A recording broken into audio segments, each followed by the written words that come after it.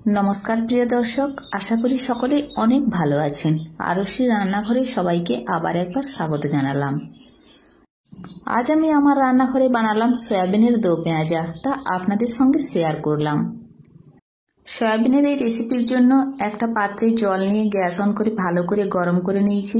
তাতে 1 চা চামচ লবণ দিলাম এবং 100 গ্রাম সয়াবিন দিয়ে ভিজিয়ে রেখে দিলাম আধ ঘন্টা পর ফিরে এসে ঢাকনা খুলে আবারও তাতে কিছুটা ঠান্ডা জল দিলাম এবং হাত দিয়ে ভালোভাবে চটকে ধুয়ে নিচ্ছি এবং নেগড়ে সয়াবিন থেকে জল বের করে একটা পাত্রে রেখে দিচ্ছি। তারপর ওই সয়াবিনের মধ্যে দিয়ে দিচ্ছি 1/2 চা চামচ লঙ্কা কুচি এবং 1 চা চামচ আদা রসুন পেস্ট, 1/4 চামচ গোলমরিচের গুঁড়ো, 1/2 চা চামচ কাশ্মীরি লঙ্কার গুঁড়ো, স্বাদ অনুযায়ী লবণ দিলাম এবং একটা কাঁচা ডিম ফাটিয়ে দিলাম। 2 চামচ কর্নফ্লাওয়ার দিলাম এবং 2 চামচ ময়দা দিলাম। তারপর হাত দিয়ে ভালোভাবে ম্যারিনেট করে রেখে দিচ্ছি আধ ঘন্টা। আধ ঘন্টা পর গ্যাস অন করে একটা কড়া বসিয়ে দিয়েছি। কড়া ভালোভাবে গরম হয়ে যাওয়ার পর ওতে কিছুটা সর্ষের তেল দিলাম। তারপর সয়াবিনের টুকরোগুলো এক এক করে ভেজে নিচ্ছি। সয়াবিনের টুকরোগুলো দিয়ে ভালোভাবে লাল লাল করে নাড়াচাড়া করে ভেজে নিচ্ছি। এই রকম লাল লাল করে ভাজা হয়ে গেলে তুলে অন্য একটা পাত্রে রেখে দিচ্ছি। একইভাবে সমস্ত সয়াবিনগুলো ভেজে নিচ্ছি এবং এরকম লাল লাল হয়ে যাওয়া পর্যন্ত ভেজে নিচ্ছি এবং তারপর পাত্রে তুলে রেখে দিচ্ছি।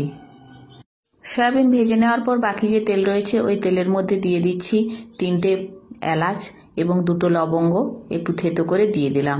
কয়েক সেকেন্ড ধরে ভেজে নেওয়ার পর 1/2 চা চামচ কাঁচা লঙ্কা কুচনো দিয়ে দিলাম এবং 1 চা চামচ করে আদা কুচনো এবং রসুন কুচনো দিয়ে দিলাম। দিয়ে কয়েক সেকেন্ড ধরে ভেজে নিচ্ছি। খুব বেশি কড়া করে ভাজবো না, হালকা করে ভেজে নিচ্ছি।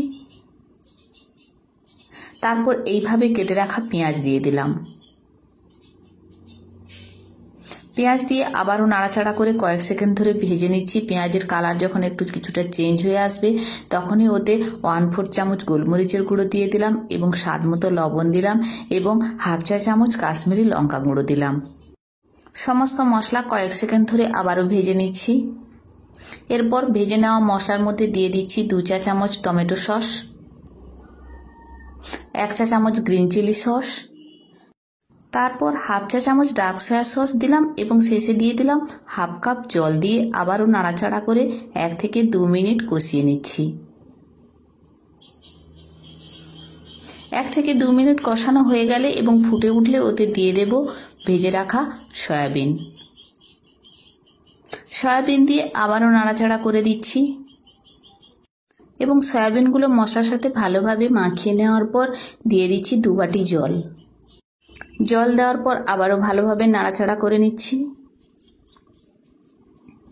এরপর ঢাকনা চাপিয়ে রান্না করে নেব 5 মিনিট। 5 মিনিট পর এসে ঢাকনা খুললাম এবং রান্না হয়ে গিয়েছে। এরপর গ্রেভি যদি ঘন করতে চান তাহলে 1 চামচ কর্নফ্লাওয়ার কিছুটা জলে গুলে ওর মধ্যে দিয়ে দিতে হবে, তাতে করে গ্রেভি ঘন হয়ে যাবে এবং এটা অপশনাল, আপনারা চাইলে স্কিপ করতে পারেন। কমপ্লিটলি তৈরি হয়ে গেছে সয়াবিনের দো পেঁয়াজা। আপনারাও এইভাবে রান্না করুন, ভাত রুটি পরোটার সঙ্গে খেতে কিন্তু খুব ভালো লাগে। আমার এই রেসিপি আপনাদের কেমন লাগলো কমেন্ট করে অবশ্যই জানাবেন বন্ধুরা, এবং ভালো লাগলে লাইক করতে ভুলবেন না। আমার এই চ্যানেল যদি সাবস্ক্রাইব না করে থাকেন তাহলে প্লিজ সাবস্ক্রাইব করার অনুরোধ রইল। Bye bye.